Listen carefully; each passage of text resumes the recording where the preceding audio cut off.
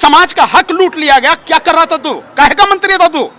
हमने तो पूछा उससे, हमारे से ये करा कि 100 करोड़ रुपए का बजट है। 100 करोड़ का नहीं भैया, ये बजट है, तेरे ही डिपार्टमेंट ने आरटीआई से दिए। ये सवाल आप उनसे पूछो कि आईआईटी पढ़ा लिखा व्यक्ति, इंजीनियर व्यक्ति लक्ष्मी गणेश की बात कर रहा, अंधविश्वास फैला रहा है। प्रधानमंत्री अगर हार गए इस चुनाव में गुजरात में, तो 2024 में क्या हालत उनकी होगी आप इसका अंदाजा लगा सकते। तो नाक की बात है, इज्जत की बात है, इसलिए चुनाव वो जीत के आएंगे, इलेक्शन कमीशन जिताएगा। सारा रिजर्वेशन एससी का, एसटी का और ओबीसी का, विशेषकर ओबीसी का मोदी जी ने खत्म कर दिया है। मोदी जी छटे हुए बनिए हैं, बनिए, और बनिया सवर्ण है, वो कहीं भी पिछड़े समाज में से नहीं है। अब मुख्यमंत्री होकर आपने सत्ता हासिल करने के लिए ये घालमेल कर लिया। नमस्कार, मैं इस वक्त मौजूद हूँ दिल्ली के अंबेडकर भवन पर और एक कन्वेंशन होने जा रहा है, save constitution, mission save constitution.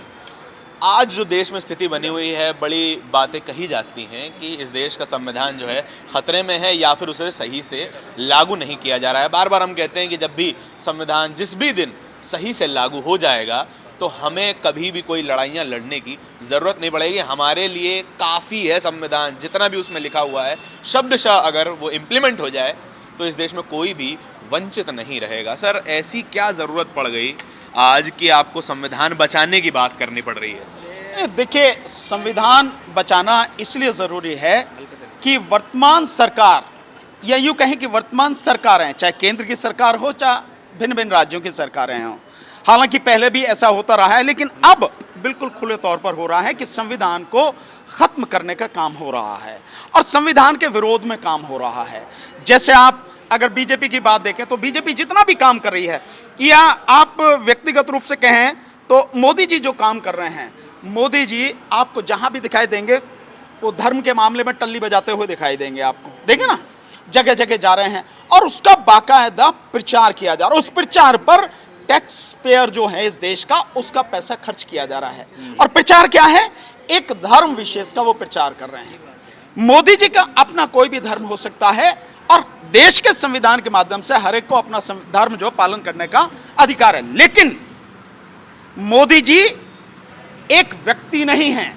Modi ji देश के प्रधानमंत्री हैं और देश के संविधान की जब शपथ लेते हैं तो तब वो सबके प्रति समान व्यवहार रखेंगे। ये सारी शपथ वो ली जाती है और देश का जो संविधान कहता है वो धर्मनिरपेक्ष देश है हमारा। और प्रधानमंत्री क्या है? सरकार, यानी सरकार का कोई धर्म नहीं है, लेकिन देश का प्रधानमंत्री जब एक ही धर्म के लिए सारे काम कर रहा है, सरकारी पैसा उस पर खर्च हो रहा है, उसके जाने पर खर्च हो रहा है, प्रधानमंत्री के प्रचार पर खर्च हो रहा है, तो निश्चित रूप से देश के संविधान के साथ में बुरी तरह से खिलवाड़ किया जा रहा है। इसके अलावा और जितनी भी आप चीजें देख रहे हैं लगातार, वो संविधान को खत्म करने की कोशिश की जा रही है। एक और चीज में एक उदाहरण देकर आपको समझाऊंगा, शायद उससे समझेंगे बढ़िया रहेगा। अभी कुछ दिन पहले, शायद ये अगस्त की बात है, अगस्त या सितंबर, अगस्त की ही बात है, शायद 12 अगस्त की बात है, दैनिक भास्कर जो एक न्यूज़पेपर है इलाहाबाद से निकलता है, जो उसमें एक खबर निकली थी कि वहाँ पर एक मीटिंग हुई है और हिंदू संगठनों की, और उसमें यह है कि उन्होंने जो भारत का संविधान जो अब है वर्तमान, इसको खत्म करके मनुस्मृति पर आधारित जो संविधान है उसे लागू करने के लिए वो लगातार काम कर रहे हैं और उसे बनाने के लिए काम कर रहे हैं। तो उन्होंने उसका कुछ हिस्सा बनाया, लगभग 60 पेज की, उसमें जो है बात की जा रही है। और उसमें ये कहा जा रहा है कि देश का जो संविधान होगा वो मनुस्मृति पर आधारित होगा और उसमें जिन लोगों को मताधिकार होगा वो होंगे हिंदू, बौद्ध, जैन और सिख। इसके अलावा किसी को अधिकार नहीं होगा। इसका मतलब साफ हो गया कि मुस्लिम, ईसाई और पारसी, इनको कोई अधिकार नहीं होगा उनके संविधान के हिसाब से। ठीक है। इसके अलावा वो कहते हैं कि जो देश की राजधानी है वो यहां से हटा के, दिल्ली से हटा के बनारस में बनाई जाएगी, धर्म संसद वहां स्थापित की जाएगी। ये काम क्या है?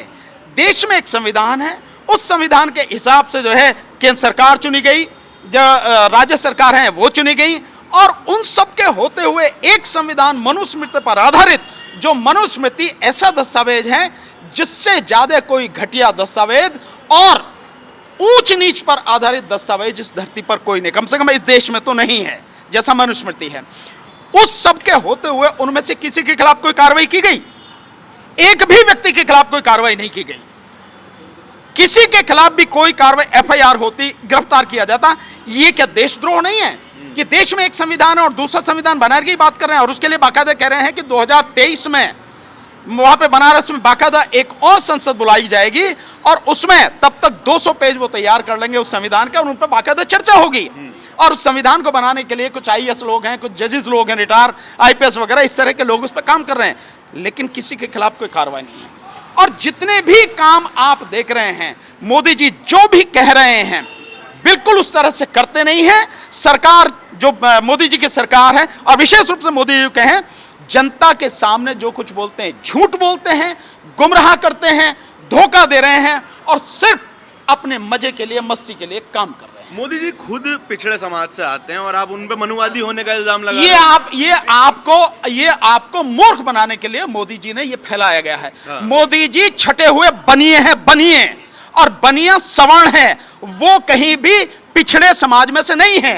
अब मुख्यमंत्री होकर आपने सत्ता हासिल करने के लिए ये घालमेल कर लिया, वो एक अलग बात है, लेकिन आप हकीकत में इस देश में जो वर्ण व्यवस्था, उसके हिसाब से तीसरे वर्ण में वैश्य समाज में आते हैं, और वही है वो मोदी जी। तो आप जो कह रहे हो वो गलत है। अगर मोदी जी वाकई में पिछड़े समाज के हैं तो मुझे बताओ पिछड़े समाज के लिए क्या काम किया मोदी जी के सामने। बल्कि मोदी जी रिप्रेजेंटेशन दिया नहीं, मोदी जी ने रिप्रेजेंटेशन खत्म कर दिया। सारा रिजर्वेशन एससी का, एसटी का और ओबीसी का, विशेषकर ओबीसी का, मोदी जी ने खत्म कर दिया और बिना संविधान में संशोधन किए हुए खत्म कर दिया। तो कहां से कश्मीर में भी संविधान लागू हो रहा है और पहले लागू नहीं था। नहीं, पहले लागू नहीं था। पहले क्या संविधान के बिना व्यवस्था थी? अब तो जो पहले सरकार ने लागू करवा दिया कश्मीर में संविधान। अपनी मतलब जो मन में आए कह लो, उससे फर्क क्या पड़ता? क्या पहले जो व्यवस्था थी कश्मीर में, क्या वो संविधान के अनुसार नहीं थी? वो आरक्षण पहले भी था। वो आरक्षण जिसकी आप बात कर रहे हैं और मोदी जी कह रहे हैं, वो पहले भी था। लेकिन मोदी जी समझते हैं कि उनसे ज्यादा जो है कोई और समझदार इस धरती पे है नहीं।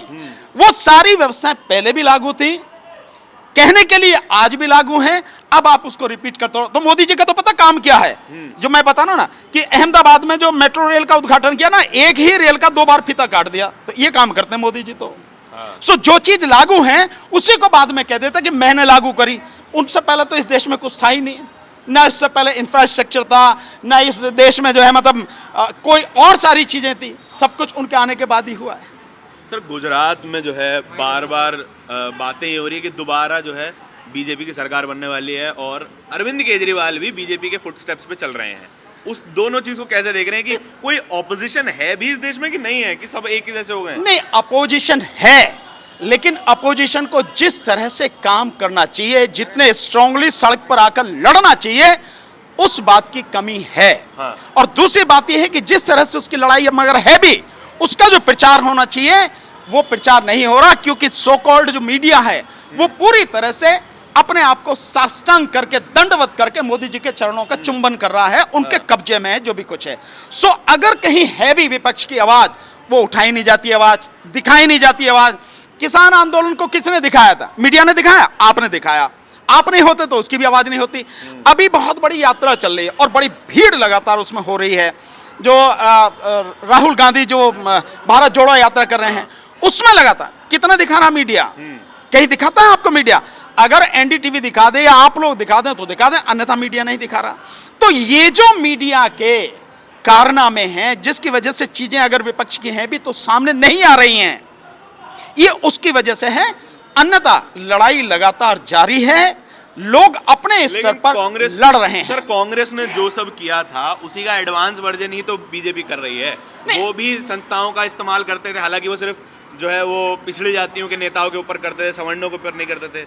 बीजेपी तो बेहतर है। कौन कहता कांग्रेस सवर्णों के ऊपर नहीं करती थी? हाँ। बिल्कुल करती थी, सवर्णों के ऊपर करती थी। ब्राह्मणों का वर्चस्व रहता था कांग्रेस में, आपको मालूम नहीं, लेकिन यही कहा जाता था कि कोई जांच नहीं होती थी। ये जांच तो कभी किसके ऊपर हुई है? भाई उनकी सत्ता है, सब कुछ उनके हाथ, सबके ऊपर जांच होती है। और कुछ हो तो और सवाल कर लो, फिर मैं तभी जवाब दूंगा। मैं ये कह रहा हूँ कि जब मैं जवाब दे रहा हूं प्लीज उसको सुनो। ठीक है, बता दीजिए, आप बता दीजिए पहले। जिनकी आप बात कर रहे हो, हमेशा से उनका राज रहा। सत्ता में केंद्र में भी, चाहे कांग्रेस की सरकार रही हो, चाहे बीजेपी की है या और भी सरकार है, राज उन्हीं का रहा, सवर्णों का ही वर्चस्व रहा हमेशा। और इसीलिए क्योंकि उनका वर्चस्व है, उन पर कोई कार्रवाई होती नहीं, अधिकारी मैक्सिमम उनके हैं, जो मीडिया है वो उनके हाथ में है, जो पूंजीपति हैं उनके हैं, पैसा उनके पास में है, इलेक्शन कमीशन हो या कोई भी संस्था हो, वो सब कुछ उनके हाथ में होंगे। उनके खिलाफ कार्रवाई कहां से होगी? कार्रवाई किसके खिलाफ होगी? कार्रवाई होगी उमर खालिद जैसों के खिलाफ, कार्रवाई होगी जो और लोग हैं जो आवाज उठा रहे हैं इस सरकार के खिलाफ, उनके खिलाफ कार्रवाई होगी। जो लोग हैं विशेषकर सवर्ण समाज के लोग, उनके खिलाफ कार्रवाई नहीं होगी, क्योंकि सब कुछ उनके हाथ में है। गवर्नर उनके, मुख्यमंत्री उनके, प्रधानमंत्री उनके, मंत्री उनके, जज उनके, सारे आईएएस आईपीएस ऑफिसर जितने हैं वो सब उनके। कैसे कार्रवाई होगी? और निष्पक्ष यहां कुछ है नहीं, अपने आप ही सारे के सारे जो लोग हैं वो पक्षपातपूर्ण कार्रवाई करते हैं। कौन जा रहे हैं? मैं तो कह रहा हूं, मैं तो आपसे पहले कह रहा हूं कि गुजरात जीतेंगे बीजेपी, बीजेपी ही जीत के आएगी। इसमें कौन सी ऐसी बात है कि आपको नजर नहीं आता? जब चुनाव आयोग चुनाव से ठीक पहले 1000 अधिकारियों कर्मचारियों के ट्रांसफर करे, आपको नहीं नजर आ रहा कि कौन जीतेगा? आपको नजर नहीं आ रहा कि प्रधानमंत्री के इशारे पर ही चुनावों की घोषणा की गई है, चुनाव की तारीखों की घोषणा की गई है? की गई नहीं की गई है? उससे पहले नहीं की गई ना, जब उन्होंने अपना कार्यक्रम जो भी करना था, जो घोषणा करनी थी, उन्हें जो योजनाओं का जो लोगों को भ्रमजाल में फंसाना था, उन सब का जब सब कुछ कर चुके उसके बाद में घोषणा हुई है। और जब चुनाव आयोग उनके लिए काम कर रहा तो जीतेगा कौन? और वैसे भी जब तक देश में ईवीएम है आप बीजेपी को नहीं हरा सकते। और गुजरात प्रधानमंत्री की नाक का सवाल है, इज्जत का सवाल है। इलेक्शन आप करा रहे हो बैलेट पेपर से तो 40 सीटें नहीं जीत पाएगी गुजरात में बीजेपी, 40 सीटें, लेकिन चुनाव ईवीएम से हो रहा है, इसलिए बीजेपी जीत के आएगी। प्रधानमंत्री अगर हार गए इस चुनाव में गुजरात में तो 2024 में क्या हालत उनकी होगी आप इसका अंदाजा लगा सकते। तो नाक की बात है, इज्जत की बात है, इसलिए चुनाव वो जीत के आएंगे, इलेक्शन कमीशन जिताएगा। काम नहीं करेंगे गुजरात के अंदर? अरे लक्ष्मी गणेश भैया उनके लिए काम करते हैं, सो उनके लिए काम करेंगे, आपके लिए थोड़ी ना काम करेंगे लक्ष्मी गणेश।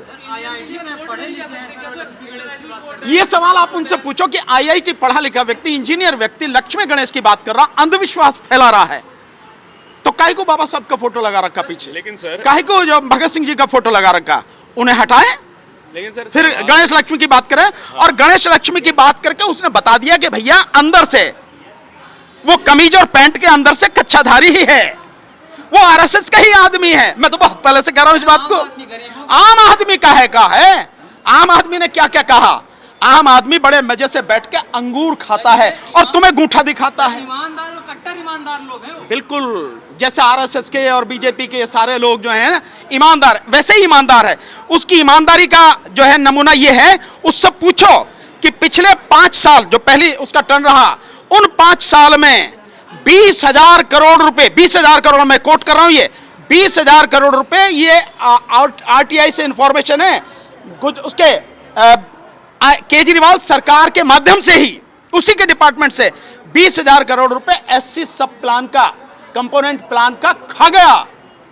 वही ईमानदार आदमी भी बात कर रहे हो ना आप। और अब जो आ रहा है, अब जो ऑफिशियल अब फिगर निकल के आ रही हैं वो 50,000 करोड़ के लगभग हैं। एससी जिनका बाबा साहब का फोटो लगाता है, जिनके लिए भगत सिंह जी लड़े, उनका फोटो लगा के उन्हीं को खत्म कर रहा है, उन्हीं का हक मार रहा है, उन्हीं का हक लूट रहा है। ये बेईमान आदमी, अगर हिम्मत है तो बताए ना, आरटीआई के माध्यम से जितनी इंफॉर्मेशन। और इसके लिए दिल्ली हाई कोर्ट में बाकायदा महमूद पराचा साहब अभी आएंगे, आपको यहाँ मिलेंगे, आप उनसे पूछना। महमूद पराचा साहब ने दिल्ली हाई कोर्ट में एक पिटीशन डाल रखी है उन्हीं आरटीआई के आधार पर कि एससी सब प्लान का इतने 1000 करोड़ रुपया केजरीवाल खा गया। ये ईमानदार आदमी है, छटा हुआ बेईमान है, जैसे आरएसएस के लोग हैं, जैसे बीजेपी के लोग हैं, उन्हीं का आदमी है वो। कहां की पैदाइश है वो? अन्ना हजारे के आंदोलन की। अन्ना हजारे किसका आदमी था? आरएसएस का। उस आंदोलन में जो पैसा था, जो मीडिया था, जो लोग थे, किसके थे? आरएसएस के। उन्हीं की वो पैदाइश है, तो ईमानदार कैसे हो सकता? सर समाज कल्याण मंत्री तो आपका रहा है ना सर, राजेंद्र? मेरा क्या कर रहा भैया? नहीं, समाज का तो रहा ना सर। नहीं, समाज का रहा तो समाज उससे पूछे। समाज को समाज कल्याण मंत्री से पूछना चाहिए, राजेंद्र पाल गौतम से, कि तुम्हारे रहते हुए समाज का 20,000 करोड़ रुपया तुम्हारी पार्टी का व्यक्ति कैसे खा गया? पूछो ना उससे जाके सवाल। क्यों नहीं पूछते आप सारे के सारे लोग? उससे पूछो कि तेरे रहते करते हुए समाज का हक लूट लिया गया। क्या कर रहा था तू? काहे का मंत्री था तू? हमने तो पूछा उससे, हमारे से ये करा कि 100 करोड़ रुपए का बजट है। 100 करोड़ का नहीं भैया, ये बजट है, तेरे ही डिपार्टमेंट ने आरटीआई से दिए। उससे पूछो आप। सर आखिरी सवाल ये है, जो आपने सारे सवाल उठाए सभी जायज़ है, मैं उस पर अग्री करता हूँ, लेकिन क्या कभी जनता ने उनको संजीदगी से लिया है? नहीं, देखिए जनता ने, ये भी बात है, एक जनता ने संजीदगी से नहीं लिया। दूसरी बात, अब जिस स्थिति हो गई है ये जनता की ही लड़ाई रह गई है और जनता को जन आंदोलन के माध्यम से इस गंदगी को पूरी तरह से साफ करना पड़ेगा, अन्यथा सबका दम घुट के सब मरेंगे। अगर बीजेपी 2024 में चुनाव जीतकर आ गई और अगर ईवीएम रहा तो आएगी जीत के, और जीत कर आ गई तो आप देखना कैसा तांडव होगा यहां पर। आज जो आप और हम बोल पा रहे हैं, आप मेरी बाइट ले रहे हैं और मैं बोल पा रहा हूं, सब बंद हो जाना है, कुछ नहीं रहना है। और लोगों की स्थिति वो होगी जो लोगों की कल्पना से बाहर है। इसलिए 2024 में बीजेपी को उखाड़ के फेंकना हर व्यक्ति का परम कर्तव्य होना चाहिए, धर्म होना चाहिए कि बीजेपी को उखाड़ के फेंकना है, और वो जन आंदोलन से ही संभव है। मैं इसलिए बार बार कहता हूं जनता को कि लड़ाई तुम्हारी है, नेताओं की नहीं है। लड़ाई को समझो और समझकर जन आंदोलन खड़ा करो, और मोदी सरकार को उखाड़ने के लिए सबसे पहले ईवीएम को उखाड़ के फेंको और उसके बाद में मोदी सरकार को उखाड़ के फेंको, बैलेट पेपर से चुनाव डाली। बहुत लोगों ने डाली, सारी जो सुप्रीम कोर्ट ने खारिज कर दी। ठीक है, बहुत धन्यवाद सर। देखिए मेरे साथ सीनियर वकील हैं और बड़े सवाल उठा रहे हैं। मैं इनके मेजॉरिटी सवालों पर अग्री करता हूं, आप डिसएग्री कर सकते हैं, आप अग्री भी कर सकते हैं। लोकतंत्र की यही खूबसूरती है और इसी लोकतंत्र को बचाने की लड़ाई आज जो है वो लड़ी जा रही है। आज अंबेडकर भवन में एक बड़ा जो है प्रोग्राम हो रहा है जहां पर लॉयर फिटर्निटी, लॉयर समाज जो है, अधिवक्ता समाज है, वो एक मीटिंग कर रहा है जो संविधान को बचाने के लिए है। आपको, आपने सारी बातें सुनी, आपके विचार क्या हैं वो जरूर बताइएगा। कैमरे के पीछे मेरे साथी आशीष के साथ नेशनल दस्तक के लिए धारण की रिपोर्ट। धन्यवाद। नेशनल दस्तक की आपसे गुजारिश है कि अगर इसको बचाना चाहते हैं तो नेशनल दस्तक को सब्सक्राइब करने के लिए रेड कलर के सब्सक्राइब बटन को दबाएं, फिर बेल आइकन की घंटी दबाएं। नेशनल दस्तक को बचाने के लिए बहुत जरूरी है कि हर खबर को शेयर करें, लाइक करें, कमेंट जरूर करें।